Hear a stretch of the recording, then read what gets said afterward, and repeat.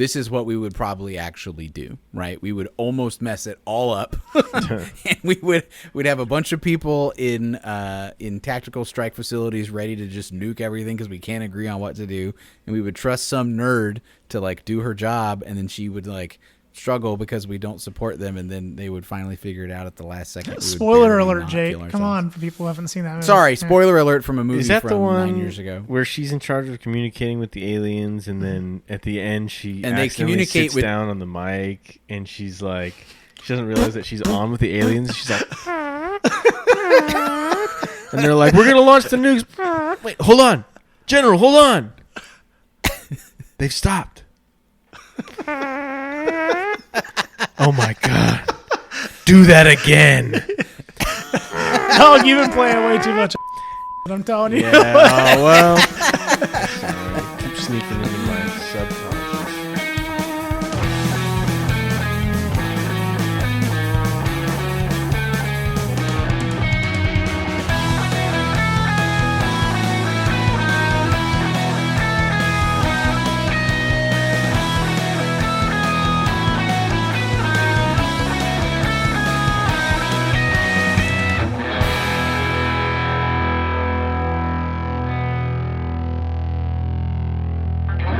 Well, hello, and welcome to Grass Touchers, the show where the three of us pals talk about video games despite having so little time for them, and how that's okay. You know, it's okay to have a life. I am Jake. I'm Jared. And I'm Greg. Let's get right into it. Summertime vibes. It's too hot. It's too hot to handle out there, guys. But all the more reason to stay inside and play some dang video games. Jared, what you been up to, man?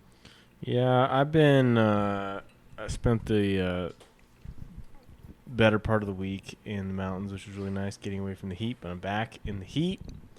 And I know I've teased it many times before, but I might actually just kill myself. So this is the last podcast. So no, I'm not gonna do that. I'm kidding. That's why I say it. In such a What is it, in the 110s now? What is it? Is it's in there. It's fooling around in there. It tells us that it's going to be like 103, 104, 105, and then it ends up being like 112. So I don't really know. Really, 112 bullets in your head. You know what I'm saying? So yeah, seriously, I'm going to shoot myself Cobain style with some bird shot or whatever he used. Suicide is bad. Dude, Kurt Cobain. I got a real beef with Kurt Cobain. People love Kurt Cobain. They talk about him like he's literally a deity. He was a guy with like severe mental problems who made some good music, and they just treat him like he's a god. It's like, dude, he shot himself in the face with a shotgun. That's not that cool. I'm sorry. Allow me to be the first to say it. I don't think that's that cool. But it's actually pretty whack. It's pretty whack. Yeah. Yeah, I mean, the least you could do is jump off a bridge. Don't destroy your entire head in a hotel room. You're gonna leave so this mess. We gotta call Serve Pro, and they gotta come in here. Right. So yeah, but I've been playing Dota. I've been struggling a little bit with that because of the same old reasons. People are babies. They're little babies. They're just always crying. They're always crying. You're never doing the right thing. It's just the whole thing. But I got the Marvel Capcom collection on my Xbox, and I've been really enjoying that. I got that before I left. Ooh. And I got one game that's new that I'm not sure. I'm sure you guys have heard of it. Have you guys heard of Rematch? That game that came out recently? The soccer game? It's like it's like a human person that is the thing you control, and it's like Rocket League, but just soccer. It's just soccer. It's like it feels like you're playing soccer. A sport that I did not really grow up playing a lot of. I played football and basketball, but I did play some soccer, and it's a blast. Like, it's a lot of fun. It's very cool. It's You're on the second Game person Pass. to tell me that. I'm confused. One of the homies at work brought it up. I'm confused how this is different from soccer. It's not. It's soccer. It literally is soccer. Yeah. Look it up on Google. I'm like, all right, so it's a soccer game.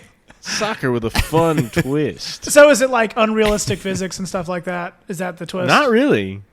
It's just 3 or 4 or 5 on 5. It's soccer, I think. 3s, 4s, and 5s. And Okay. it's like arcade style in terms of like certain aspects. Like you play FIFA and it's closer to being like a soccer sim, whereas this is like soccer at its core, and it allows you to just play that game with all the team dynamics that come with it. And my brother and I were playing it, like, because it's on Game Pass. I played it before I left for the mountains, and we had a blast for like the 30 minutes that we got to play. And I'm looking That's forward cool, to trying dude. some more of that. I'm looking at it now, and I can see that it's like relatively simplistic in the sense of what you're able to do or how many buttons there are. Does that sound right? What are the controls like? Because this kind of thing could get out of hand. It's super interesting because, like, in terms of when you're passing the ball, I use a controller because I'm playing on my Xbox. When you're passing it, it's determined by what you're doing with your left hand, with the left stick. And then when you're shooting, it's like a shooter. Like, you have to be aiming at the goal. You can't just like... So this reticle is like something you're controlling. Right, exactly. Okay. And that feels a little bit unnatural at first, but you settle into how much, skill it can kind of incorporate into like how you're approaching taking a shot, and it's a lot of fun. It's a blast. It's hard to fully explain it, but I can say that it's probably the most intuitive sports experience I've had on a game before. I used to enjoy I like that. Intuitive. Come on now. Yeah, I used to enjoy playing NBA 2K back in the day, and then that turned into this horrible, fat, money slave, glutton machine people are dabbing and doing the Dougie with their little guys and like riding a bicycle. I'm like, what is going on? Yeah. This has nothing to do with basketball anymore. It has to do This with... kind of game looks like it could get that problem pretty quick. There's going to be a Rick and Morty skin where you can do, headers and stuff with Mozzie Pizza skin. Yeah, it's probably a matter of time before you can play as... I don't know, what do kids like? What do they like? Fortnite. Roblox. Minecraft. Do they still like that? Oh no, it's Jack Black. Minecraft Steve in a soccer game. Chicken jockey. Jockey. You know what I'm looking for? When is the hyper unrealistic a la NFL Blitz 2000 Mighty Ducks game gonna come out? When's that gonna come out? You can do the flying V. You can stab people with a hockey puck. Like when's that game? you do the thing where the cowboy he bounces the puck on his stick. The knuckle puck. You do the knuckle puck. Now we're talking. Kenan Thompson, right? Yeah, Kenan Thompson was in there. Emilio Estevez. You could just play as Emilio Estevez. You could just be Emilio Estevez, just getting some sweet action off of the other team's assistant coach. You guys heard correctly that movie. But they, Midway back in the day when they were making all the sports games, they had Blitz, which was the football, obviously. Everyone's played Blitz, I think. They had MLB Slugfest, which was like crazy baseball. Mm-hmm. They had the soccer Red Card, which was crazy soccer. But then they also had NHL Hits, which I don't know if you played that. NHL Hits, I think it was 2002. It had Rollin' by Limp Bizkit on the soundtrack that started every time you started the game up. That game was super hot fire, dude. That game was a blast. You guys would probably enjoy playing it to this day. I know I do. If that's NHL Hits was a series. There was 3 of them. I didn't realize there was 02, 03, and Hits Pro. Hits Pro, right? Yeah, they were all pretty much the same game. Yeah, but they were a blast. We played a ton of hits. It was. Then there was really an NHL, which was an entirely different game. Oh my gosh, you have no idea. You're out on the ice. They load you full of laxatives and Mexican food and Indian food. Played that game this morning. Yeah, and they shove you out on the ice, and they're like, do something, and you just go out there and just make a mess all over the place. Keep rolling. Yeah. Yeah, dude. I would play that game, honestly, at this point. It's not Roblox, super ultra Fortnite dance, a-thon, TikTok, pull your dick out. Well, now that you've brought up Rematch, I might have to actually check it out because not trying to throw shade at the other people that also recommended that game. But, the recommendation of the boys on the pod, that's got a certain weight to it. And pretty radical. As a soccer guy, you would probably enjoy it. Feels like soccer. I did play soccer. It's true, I did. I coached soccer. I played soccer, and I mostly just defense, just knocking people over, get real mad. Cool. Play freaking aggro on defense. Too. It's freaking great. Just all this is literally the art style and the way that they're going about the stages, and the effect of when you score. There's like a black hole behind the net or whatever. It's like somebody played Rocket League, and they were like, cars. No. Yeah. What is this crap? The ball is way too big. You Yeah. should not be driving a car. You need to be playing soccer. And then 10 years later, Somebody our age, you mean, was like, "What is this? Yeah. just walk around and kick the ball." I think it's from the devs, from the Rocket League devs. Is it though? That's thought so. Slow clap. They made Sifu. They made Sifu. That's what it was. Some other stuff. Let's see. There's a bundle for Clair Obscur plus Expedition. Clair Obscur Expedition 33 plus Sifu. They didn't make Clair Obscur though, did they? I don't think so. Who is Clair Obscur? Why is that a bundle? Should I care? Is she hot or what? That's a good question. Well, that's dope, dude. Rematch. It's on the docket. Anything else, Jared? No, nothing else. Just enduring the heat and trying to learn combos on Marvel vs. Capcom 2. And that's about it, fellas. Word up, dude. Yeah, what's going on in Deg's World? Deg's World is the sequel to Wayne's World that never got made. That's right. It's still going to get made. We're going to make this happen. The GoFundMe's at $0, but we're going to make this happen somehow. Vote now on your phone. It's been good. A lot of Dune. Well, a medium amount of Dune. I say that within the context of how much Dune some people play. I would like to play more, but I've been at that wasn't targeted at you, but it's targeted at Jason. Let's be real. Let's be real. Yeah, I've been at this professional development thing for work the past, I don't know, almost 2 weeks now, and so just been really tired when I get home at night and haven't had it in me a ton to play. But what little I have played has been very small amount of Siege, and then I think maybe 4 nights in the past week playing Dune. I'm really enjoying my Dune experience so far. There are some things that are frustrating about the game, but those same things keep me coming back. Most of the things that are frustrating in that game are self-induced typically. The game can feel punishing sometimes. Specifically for solo players, I think. But I like that it encourages teamwork. In ways, the solo combat feels to me like vanilla WoW did, where solo combat is possible.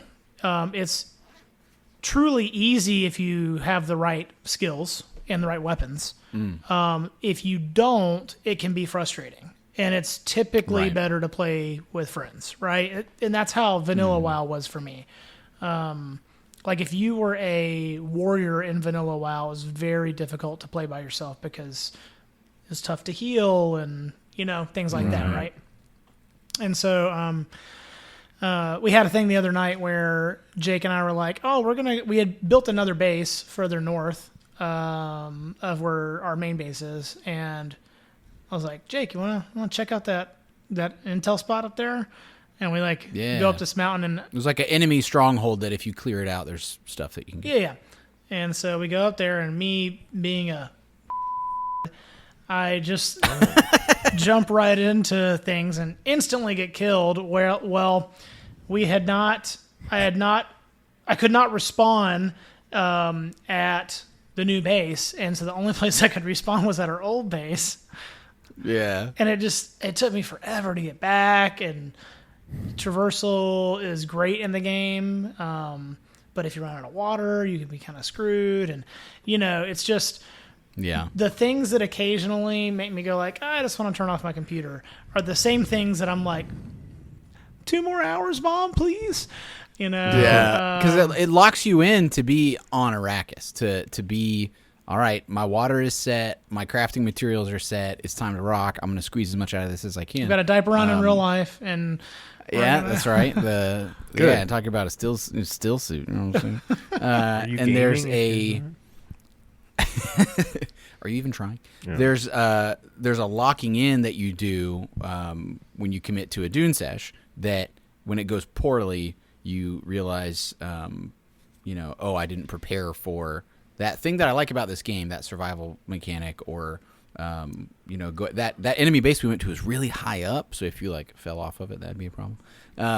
The things that I like about the game are also, challenging a little bit. But I think that comes back to what you were saying earlier about team play. Is not only should you team play, but it's not a given that you can just kind of succeed coming at the enemies from any angle that you choose. And I think it was a subsequent session that you and I had after that. We upgraded a bunch of your weapons because you were still rocking some of the older weapons. And I think we probably forgot, because of all the progression that Jason had been pulling off for us. We kind of forgot to circle back and hey, let's upgrade some stuff, because we had access to craft and discover lots of newer weapons, and you just didn't pick them up yet. So your DPS was probably... It was artificially low, your DPS that you were able to pull off. And the subsequent session that you're talking about was much more enjoyable after I got that, shotgun and the new battle rifle and it was, and that Deco Leader John. So good. Which was pretty awesome. But yeah, that's been fun. I played within the last day or two, an hour of Clair Obscur. Got back into that a little bit. That was very fun. I'm getting to a part of that game where if your skills are not really optimized, it can be very difficult. And if you're not, the game has started to really take the training wheels off of the part that I'm at, right? And so, okay. But yeah, other than that, just enjoying things. How about you, Jake? Touching grass, dude. Very good. I've had a good... this past weekend was a good weekend, and my wife and I had a date night last night. Went and saw the new Wes Anderson flick, The Phoenician Scheme. It was very good. Nice. This past weekend, I did a bunch of lawn care, sort of, landscape type stuff. Mowed a bunch of grass and some weed eating. And it's just really hot, you guys. Yeah. I can't believe the forecast is either in the mid 90s and or thunderstorms, and so that humidity thing is happening. And I rode my bike, my BMW CE04 to work for a couple days this week, Monday and Tuesday, and oh my gosh, the drive in the morning, there's parts of the ride in that are shaded. It's 75, 77 outside. My jacket has lots of vents in it, so as I'm driving, the air's cool me off. Beautiful to drive that sucker in the morning. It's awesome. On the way back, my freaking bike has been baking in the sun, and there's no amount of ventilation you can have in a jacket to cool off, because the air is hot and wet and just enveloping you. And so I have to just sort of grin and bear it for 30 minutes as I drive home. And I get home and I'm already sweating. And I'm like, all right, I guess I'll work out. I'm already, sweating like a whore in church. But anyway, it was really a pretty good week. Got some Dune in. A couple different nights, not as much as I wanted to, actually. We had some company over and different stuff going on, so I didn't play every night or anything. But I did the first leg of the advanced Mentat quests, at the end of which I'll have access to my top tier abilities, and I guess at the end of that quest you get one of the best snipers in the game, which is cool. And then started work today. I logged on for just like 30 minutes today because I was jonesing. And I went to that new base up in the north, Greg, and I made one of the smaller sub-fiefs right in front of the big one that I made so that I could kind of build and practice using the Atreides building set because I didn't have that before. I went to Arakeen and bought it. And so there's like brand new architecture stuff that you can do. There's parts that Atreides has that other selections do not have. I don't know if you've been and seen at our base that's kind of in the middle of the map. Jason started to build with some of the Atreides like building blocks, and they have a very distinct vibe to them. They're very different. And you can just kind of create new like shapes and angles and entryways and door. They have a big old cathedral door type thing that other collections of building sets don't have. So what I'm going to try to do is just using the smaller plot of land, I'm going to try to put together like a hyper efficient, not total survival cube, but just a smaller base that I can then use the replicator to like store that.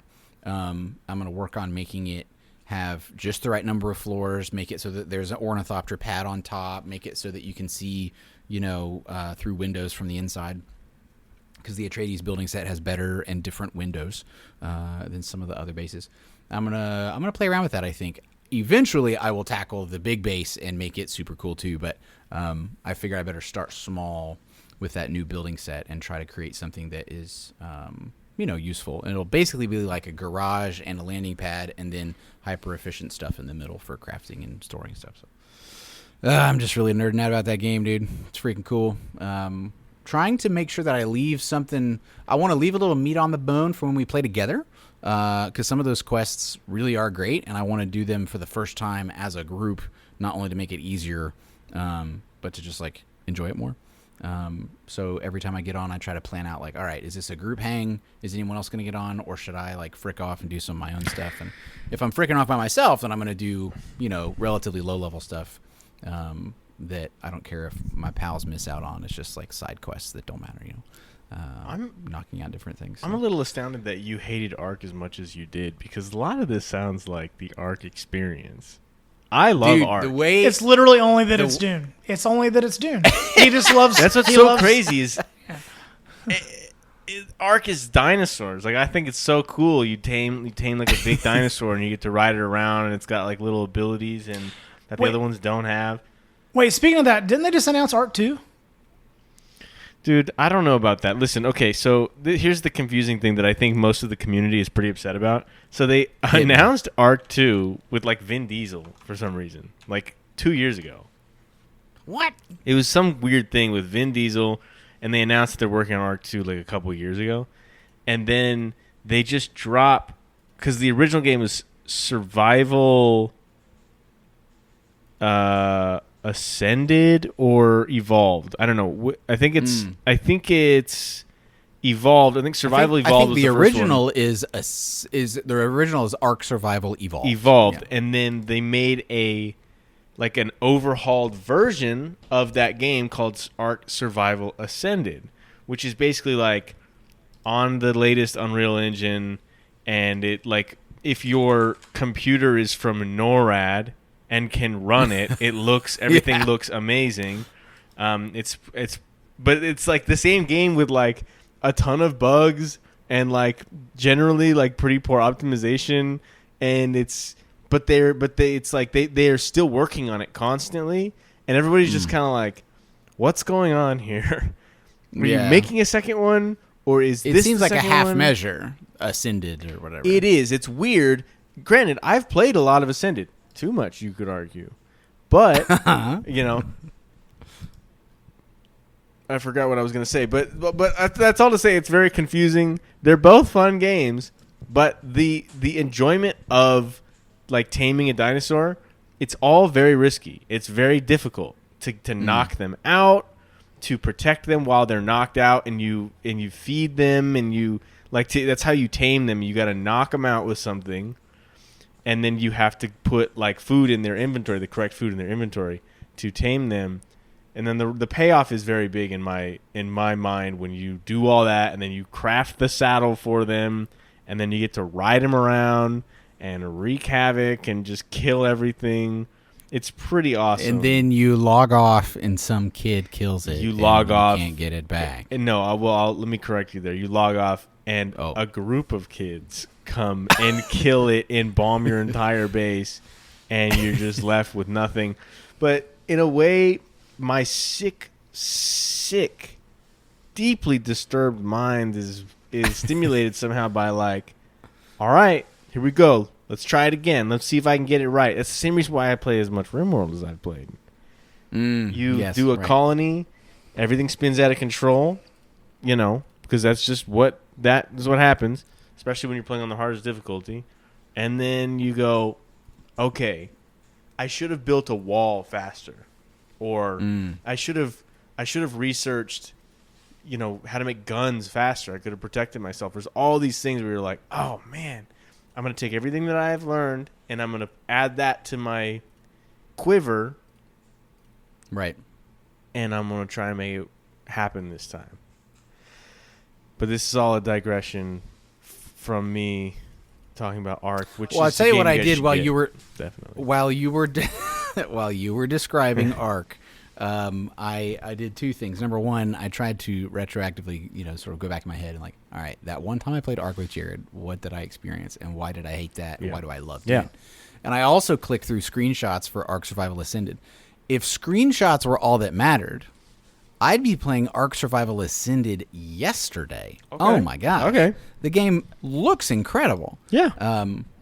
What I remember about when we played Ark was, you mentioned bugs. It was very sort of like stilted and like the way at that time. I don't know that it was a 1.0 release. I think at that time maybe it was technically a beta. Or something. I would definitely be going out on a limb saying that it felt better now.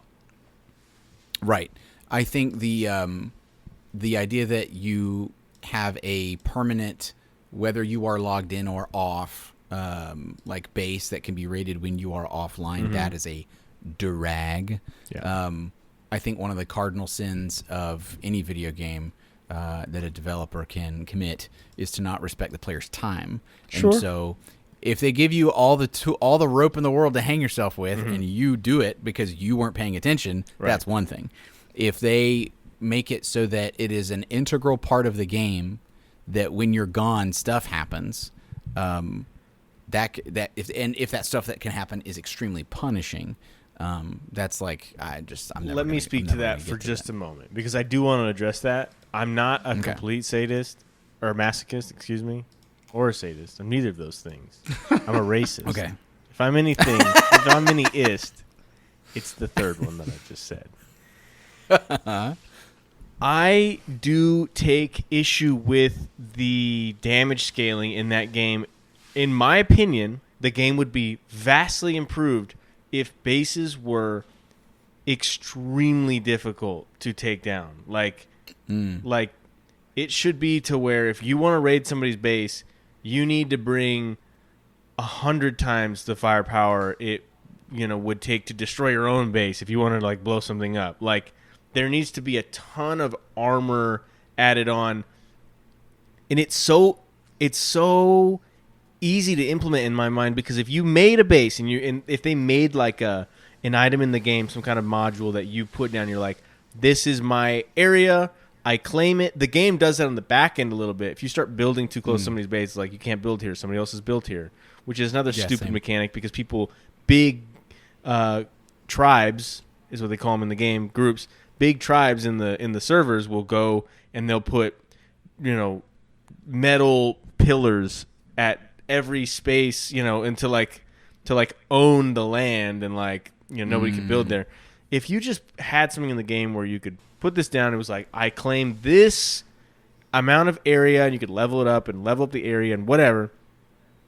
That would be so much better because all the dinosaurs that you own and all of the buildings that you have in that area should get like a 10,000% armor boost thing. Because you're within the thing, yeah. Right, but because now it's way too easy to just wipe out an entire base. I mean, it's way too easy. You get to a point in the game where crafting, especially if you're not by yourself, you're crafting C4 and rocket launchers, and you can just go and wipe out an entire base that a guy like me spent the last Sticks month and stones putting and together. one Velociraptor. Yes, dude, seriously. And that is so sad to me because it would be, it truly would be a game that I would go back to if that were the case. And it's so easy to implement, and they haven't done that, and it makes me sad because it should be that's that a way. line in a database, like, player base hit points or whatever. And go ahead. Sorry. I mean, I don't know anything about this game, but as you're talking about this, I'm thinking about how Dune works, right?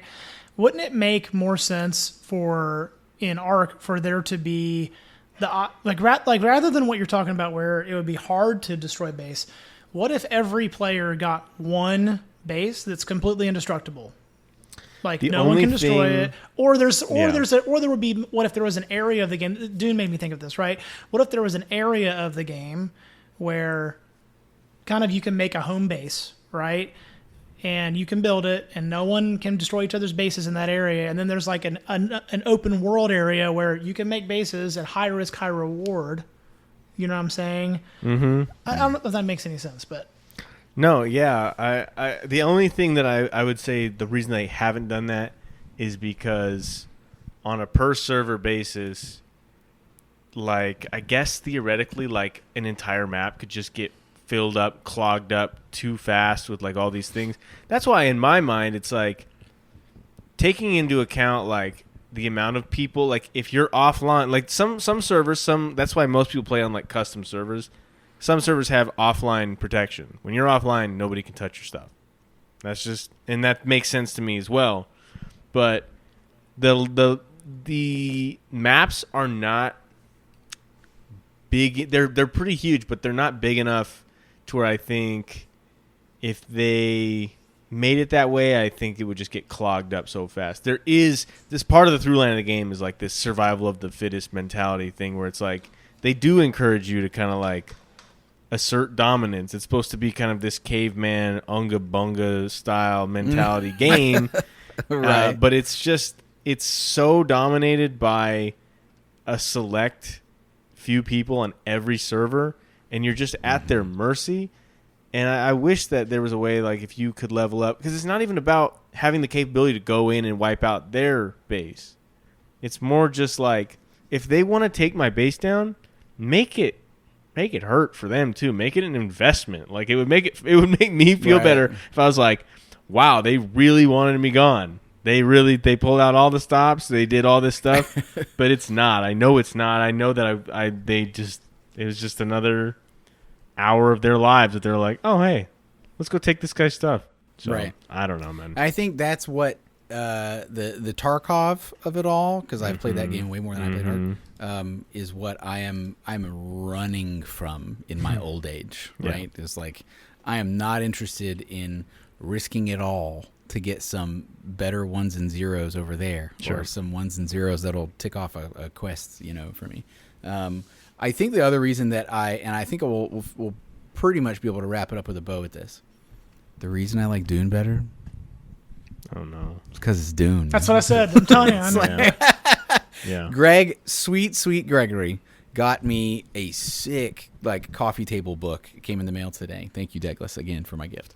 Apropos of nothing, just because we're homies like that, he sent me a gift, and it was what I guess I would consider a behind the scenes art book, where one of the photographers that was on set and Josh Brolin, like the guy that plays Gurney Halleck in the movie, they took pictures during the filming of Dune Part 1 and Part 2, and Josh Brolin wrote both short form and long form, just kind of journal entry and poetry all over this book with all these pictures. So there's pictures of Lady Jessica out of character on her phone, sitting back in a chair, and then he's got a little poem that he wrote. And then there's pictures of Timothée Chalamet, staring those blue eyes down at the camera. And he's got some stuff. He writes about having his daughter on set and how endearing it was to have her be able to watch him work and be able to finish filming in the Jordanian desert in the daytime and then come home at night to his hotel room and play with his daughter by the pool. It's really interesting look into the making of these films. And I think as somebody who really enjoyed those movies and finds the source material pretty captivating, for a game to come to life and launch pretty freaking smoothly, and be respectful of the player's time as long as you learn the rules of the road, it's hitting all those high marks. Not to mention just being really great source material, and I think that's the other thing that's really got its hooks in me, because it's just in my veins right now. I think it would be really funny for us to all get Ark one day. Well, Jared's already got it. That would be clearly. very, very funny. And pick one night and record it and like see what we think of it as a group. That would be like, very funny if we some did of the that. other games that we've done that with in the past. But I mean, I'm still waiting for us to hop back into supermarket together. But go on. Oh man, Small Dickington. Small Dickington and Fart Mart. The original Fart Mart, dude. Oh my god. Welcome to Fart Mart. Did you find everything okay? Yeah, you find it fine and you want it. Listener, you need to do yourself a favor and go to our YouTube channel at Three Grass Touchers and go watch the incredible saga that was Supermarket Together. That takes us to two quick headlines today. Both of them Dune or Dune adjacent. Number one, Denis Villeneuve, who has made the two, he's the director of the two Dune flicks. He is slated to direct the next Bond film. And I think that is pretty cool because he rocks as a director, and I do love a good Bond flick. Daniel Craig, of course, is no longer Bond. They've not yet said who the new Bond is, but I think that will be very cool. Do we have any? I know we've retread and tread this. We've beat this horse quite a lot. Is there anything that you want in the new Bond film, dude? What do you think about that? Comic relief. I want Beetlejuice to be in it. Yes, dude. I need the winks. I need the gaffes. I need the jokes for sure, dude. Yeah, no, I don't know. I think it's gonna be hard to beat the Daniel Craig ones. It's like, yeah, they already really made good. that huge shift into like, this is raw and more real and like, choreographed combat, realistic and all this stuff. Who knows what kind of direction they'll take it? Are they going to take it back to a Pierce Brosnan route? Make it a little silly? I don't know. We'll see. A little silly and really sexy. Make it watchable though. It'll be Make it watchable. If Denis is directing it, it's not going to be funny. It's just really probably not. No. I don't think we're heavy, getting, I'm sure. Like a Cheech and Chong movie one day that Denis Villeneuve Right. has directed. That'd be sick if it was though. What? What have you?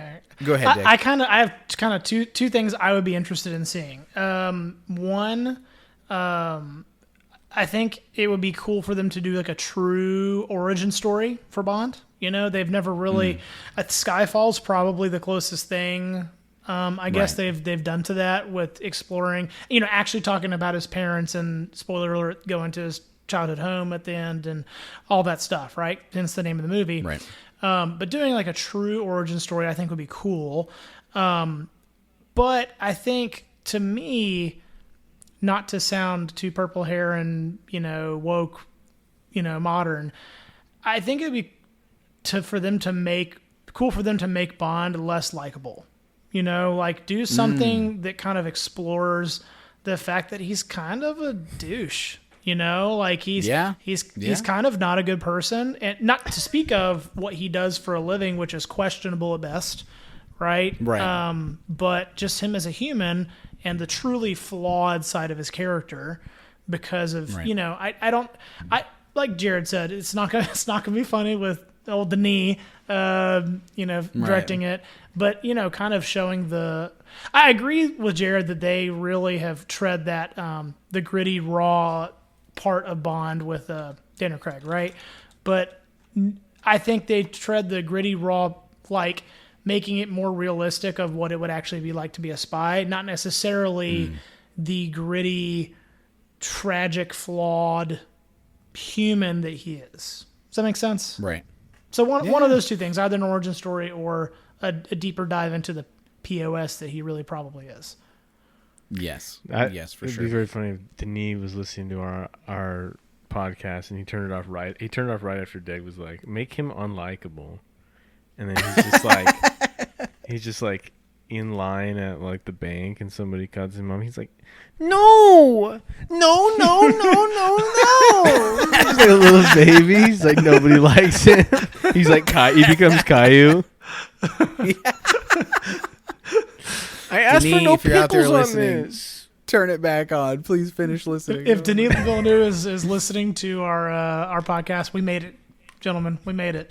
That's right. Yeah, That's right. We affected change in one of cinema's oldest traditions, making Bond unlikable for the first time. We left our mark. Yes, That's right. You know, looking at Denis' previous films, I like everything I've seen.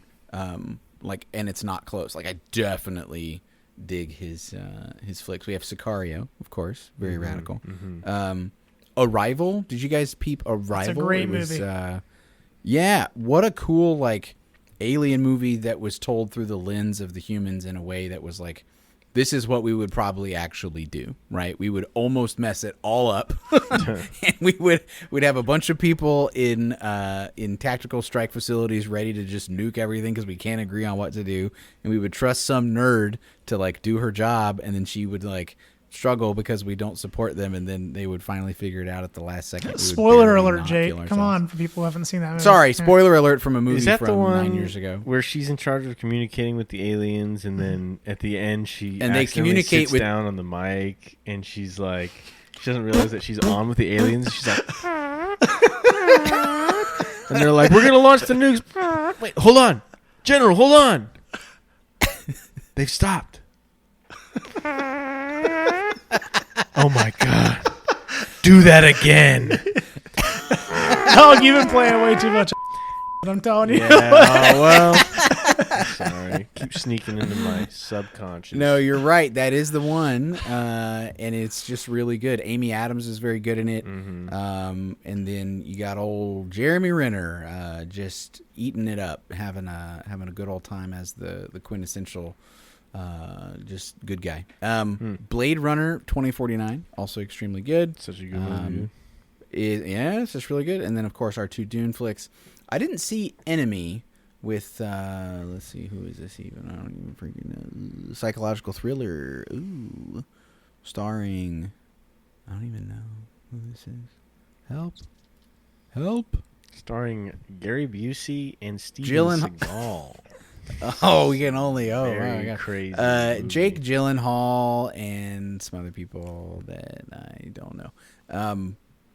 I just feel like most of what he does has reasonably good reception, and that's very cool. What I think is important is that he develop in this James Bond flick some things that are distinctly him, some things that distinctly honor the Bond flicks. You know, the locations, the cinematography, and all that good stuff. But there's like you know how J.J. Abrams has like a style with the blue lens flare and sort of stuff. Sure. I'm thinking of those Star Trek movies that came out, which were legitimately fun to watch. Movies, I did. I saw multiple of them in theaters, and I'm not a Trekkie. Like, I thought it was really cool. Yeah. But when you're watching a J.J. Abrams movie, you know it in like 2 seconds because his visual style is so like communicated. Crazy Dutch angle, spaceship blowing up. Yeah. Yes, exactly. And I'm hoping that Denis has his own way of like, all right, it's going to look like one of my movies, but not by much, and it's still a Bond flick where like there's these things in it. That's my biggest question. Who they get as Bond, I think, will obviously color it a lot. I don't know. Right, that's my biggest question is like, I feel like Denis' whole shtick is like scope.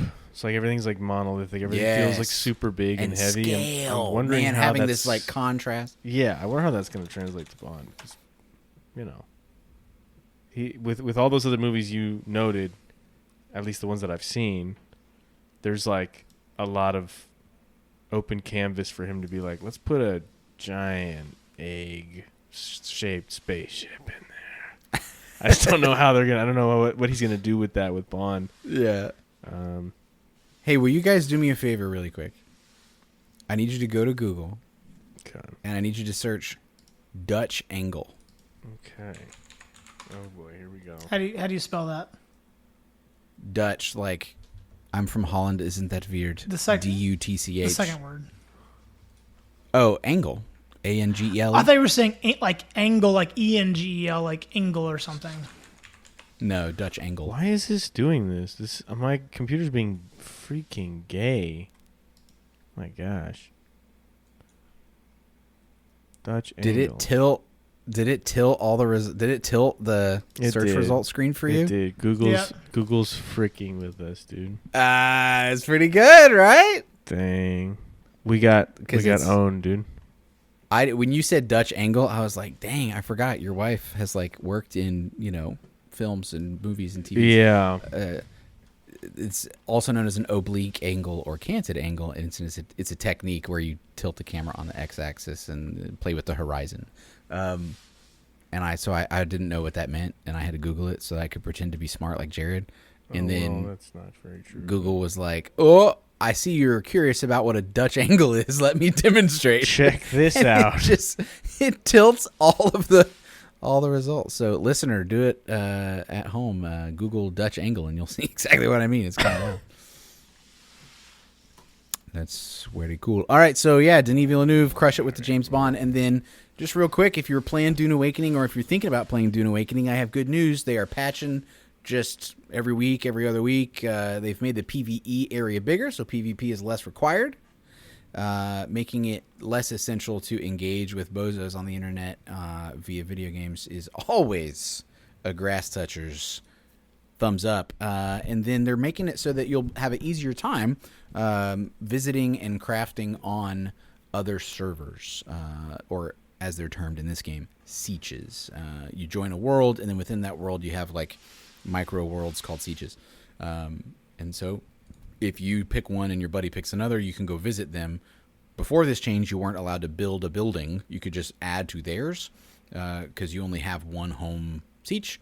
And so they're starting to play with that. And there's also like a technical test server that you can get, which is kind of cool if you wanted to play with some of the pre-launch patch, whatever content. They've kind of answered one of my questions, which I asked a few episodes ago. And I've talked to Jake extensively about is like, what's the end game going to look like? Because, to me, a really successful MMO, the best ones have had really good PvE content that really for people that don't want to mess with bozos, like Jake's talking about.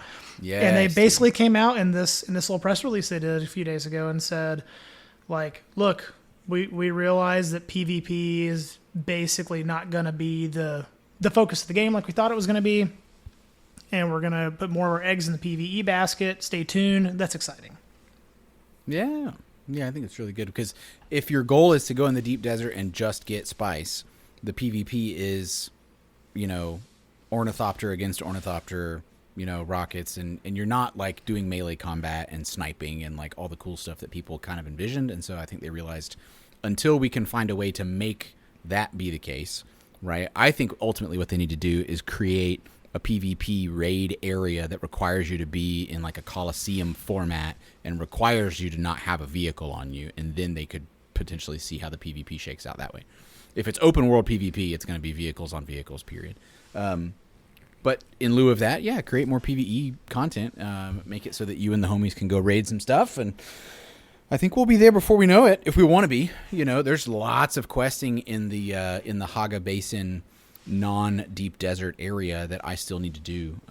But, Jason has made it so that our base is freaking rocking, and we can go to the deep desert, like, soon. So Jason, that's not Jason Derulo, is it? No, it's Jason Derulo. I don't know.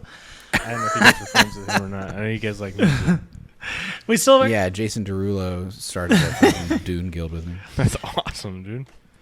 Jason Dune Rulo. Whoa. Oh, my God. Man, with that, thank you for tuning in to Grass Suckers. We still haven't gotten even to the the radiation area, shale. That's true. In the game. That's true. Which is a whole different layer of having to have, hazmat suit and all that stuff. Yeah, that's what I'm saying. There's whole areas that I haven't even finished surveying and visiting. And Jason said he is a bit of a completionist.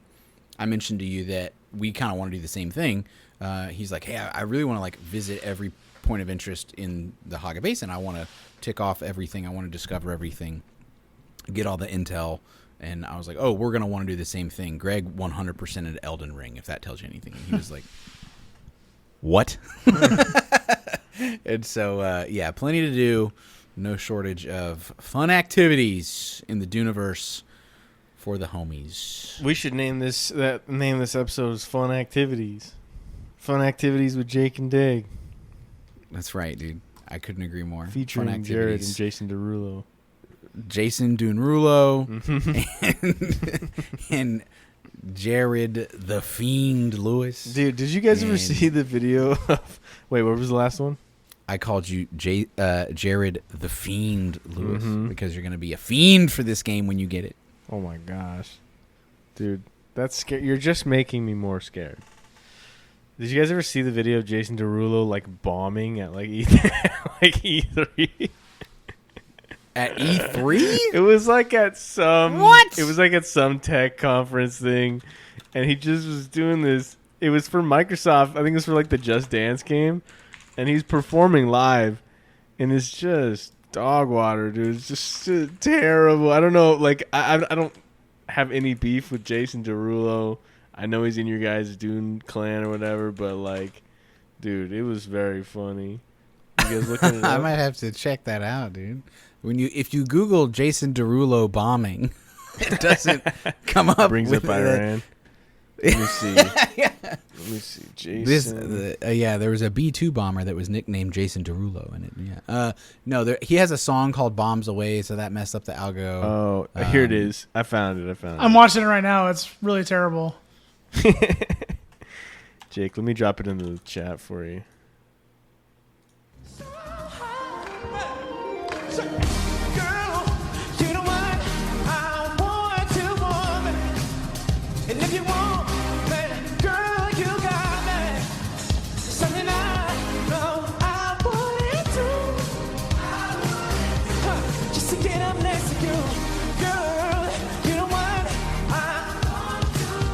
This poor guy, dude. It's so obviously just a terrible venue.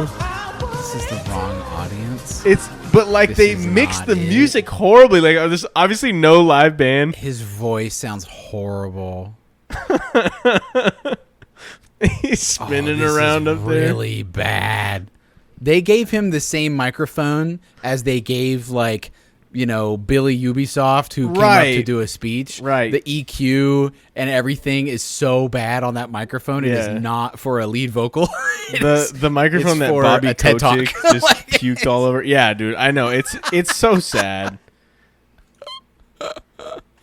Well, that's going in the episode description. Well, thank you for that gem. I'm so glad I got to see that. To be fair to him, that's not his fault. They set him up. It's really not. No, bad, dude. That's so embarrassing, though. Dang. I'm gonna add this to the notes so I don't forget it. That one time, Jason Derulo. Yeah, Jason, when you hear this, because I know you listen to the podcast, because Jake told me that you do. Please just don't harm yourself. Don't feel embarrassed. Don't do it. Don't do it for sure. Everybody bombs once in a while, you know. I mean, look. Everybody does. Look what happened in the Middle East. Am I right, folks? Topical. Am I right? Hey, yeah. Well, on that note, ladies and gentlemen, we do appreciate you listening to the old Grass Touchers. We hope you enjoy it. We hope you join us next time, where we'll talk about God knows what. And if World War III hasn't popped off and killed us all, we'll look forward to you liking and subscribing and commenting on the show, to follow us on Instagram and YouTube and Apple Podcasts and Spotify. Do it all at 3 Grass Touchers. You'll find us. And until next time, get out there and touch some grass.